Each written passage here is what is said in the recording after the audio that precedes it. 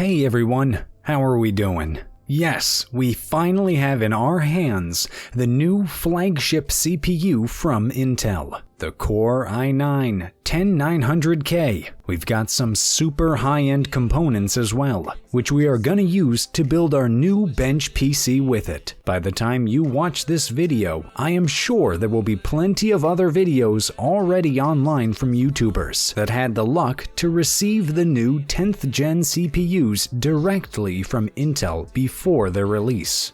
I hope that one day Intel will be kind to us as well. So, Intel, if you're listening, you know where to find us. Now, without further ado, let's get into the build.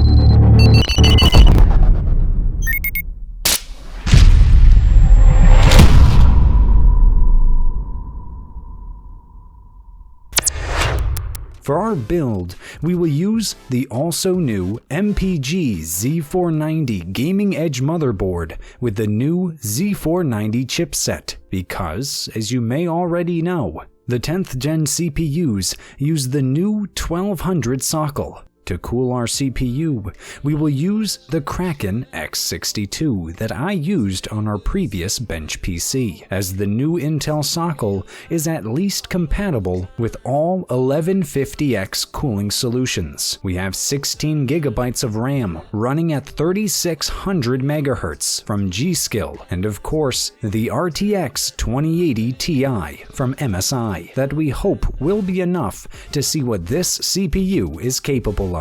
With this build, I went with the H510 Elite case from NZXT because, in my opinion, it is one of the cleanest cases on the market. A list with all the parts that I used for this build you will find in the description below. Today, we also have a special guest that wanted so much to give a hand. So I let him do some hard stuff, as I literally had trouble with those. Now that we have our system up and running, let's take a closer look at the result.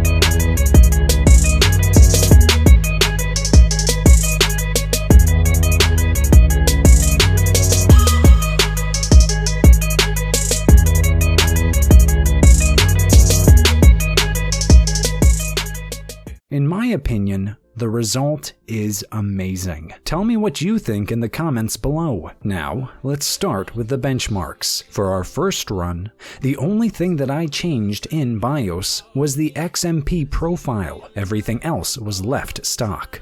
We run a stress test first to check the temps and clock speeds. On idle, we saw 32 degrees Celsius on average, while seeing the CPU hitting up to 5.0 GHz. As we see, we have our cooling settings in the CAM software set to performance mode, and we will now stress the CPU and see what happens. Using CPU Z to stress the CPU, we have a constant 4.9 GHz across all cores, and even after 15 minutes of running, it was still holding that speed while not exceeding 71 degrees. Running Cinebench was another story, as the CPU was boosting to 4.8 GHz across all cores, scoring 6,058 points in multi-core and 501 in single-core.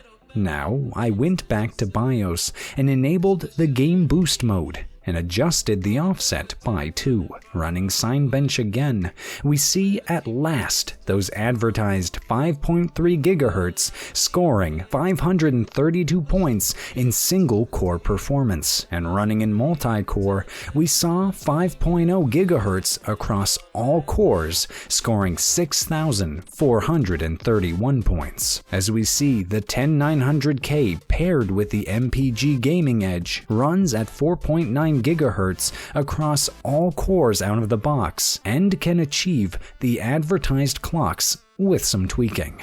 Now, back to our build. As we already said on idle, it is running at 32 degrees Celsius on average. Using Cinebench, and after tweaking the clock speeds, we see that it runs pretty hot now, hitting 92 degrees and drawing almost 250 watts. Stressing both CPU and GPU is a whole nother story, but we will see how it does while gaming. Now, let's see how the performance scales, running some games from 1080p low up to 4K Ultra, although, as I already showed in a previous video, higher resolutions and graphics leads to a GPU bottleneck rather than stressing the CPU itself. We will be using the out-of-box configuration though, as I think not everybody wants and knows how to overclock the CPU. I will show you the difference that you should expect if you do tweak the system.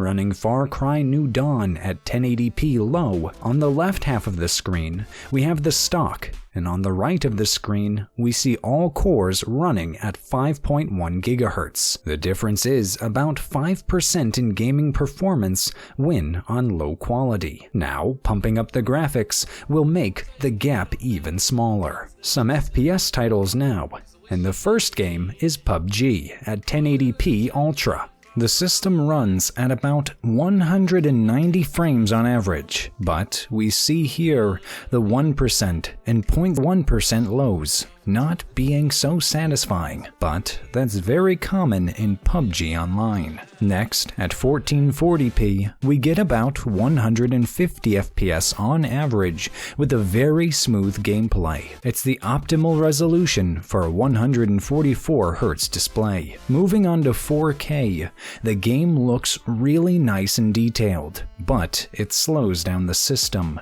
and we get about 90 frames on average.